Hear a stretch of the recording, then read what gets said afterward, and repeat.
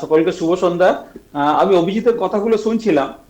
যদিও আজকে বিভিন্ন সংবাদ শিরোনামে যে খবরগুলো বেরোচ্ছিল, আহ, সভাপতি শ্রমিক ভট্টাচার্য নিজের দলেরই তোলাবাজি নিয়ে খুব চিন্তিত, এবং দলের বিধায়ক এবং নিচুতলার কর্মীদের যে তোলাবাজি শুরু হয়েছে এই 3 মাসের মধ্যে, সেটা নিয়ে একটু বললে মনে হয় ভালো হতো। আসবো আসবো সেই প্রসঙ্গ এখন আসবো, আমি সেই প্রসঙ্গটা হ্যাঁ, রেখেছি। হ্যাঁ, হ্যাঁ, হ্যাঁ, হ্যাঁ, সেই প্রসঙ্গ আচ্ছা ভালো হতো। এখন যে যে কথাটা নিয়ে বলছিলেন টুলু মণ্ডলের কথা, এখন টুলু মণ্ডল একজন ব্যবসায়ী।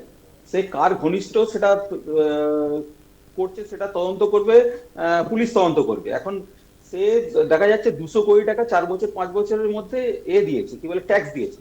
তার মানে একজন 200 কোটি টাকা ট্যাক্স দিচ্ছে, আপনি ব্যাংকে গিয়ে 1 লাখ 1.5 লাখ টাকা জমা দিতে যাবেন, আপনার কাছে প্যান কার্ড চাইবে, আধার কার্ড চাইবে, ইত্যাদি চাইবে। সে লক্ষ লক্ষ কোটি টাকা জমা দিয়ে দিল, সেও খোঁজ নিল না। সেটাও তো ওটা দেখার দরকার ছিল। সে যে দায়িত্বপ্রাপ্ত যারা ছিল তারাও একটু তদন্ত করতেন। এখন আমার মনে হয় এগুলো হচ্ছে ওই কন্টা এন্ট্রির মতো, এগুলো হচ্ছে ওই মানে যোগদান ট্যাক্স। যোগদান ট্যাক্স বলতে দেখুন, উপরতলায় দেখবেন তৃণমূলের লোকজন টাকা পয়সা দিয়ে তারা ঢুকে পড়ছে। সে নিচের তলার লোকগুলো তো কিছু পাচ্ছে না। এখন নিচের তলার লোকগুলো তোলাবাজি শুরু করছে।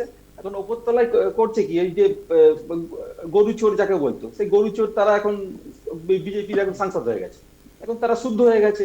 এখন তারাও তো কিছু লেনদেন কিছু করছে। আর এখন অনুব্রত মন্ডল হচ্ছে ভালো তৃণমূল।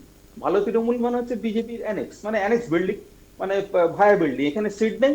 ওই এখন আপাতত ওইখানে থাকো, তারপর পরে দরকার মতো ওয়াশিং মেশিনে ওয়াশ করে নিয়ে নিও। এখন এই যে টুলু মণ্ডলের মেয়ের বিয়ে, লক্ষ লক্ষ কোটি কোটি টাকা খরচা হয়েছে। এখন সেই 10,000 নিমন্ত্রিত ছিল। 10,000 নিমন্ত্রিতের মধ্যে বিজেপির কজন ছিল যদি বলেন, আমি এখন এক্ষুনি তালিকাটা দিয়ে দিতে পারছি। এখন সাংবাদিকদের কজন ছিল আমি যদি বলেন, আমি তালিকাটা দিয়ে দিতে পারি। তার মানে সবই একটা মিলিজুলি সরকার চলছে বলে গেল।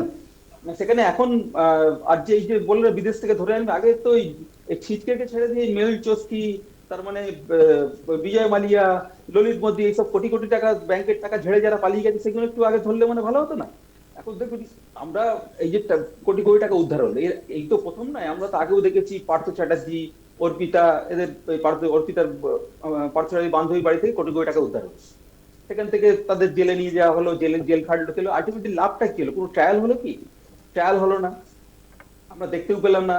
যথারীতি তারা দেখলাম বেল পেয়ে গেল, তাদের তো কোনো শাস্তিও হলো না। এগুলো মানুষের গা সওয়া হয়ে গেছে। এগুলো আইওয়াস, এগুলো করতে হয়, ইডি সিবিআই, এগুলো এজেন্সি গুলোকে ব্যবহার করতে হয়।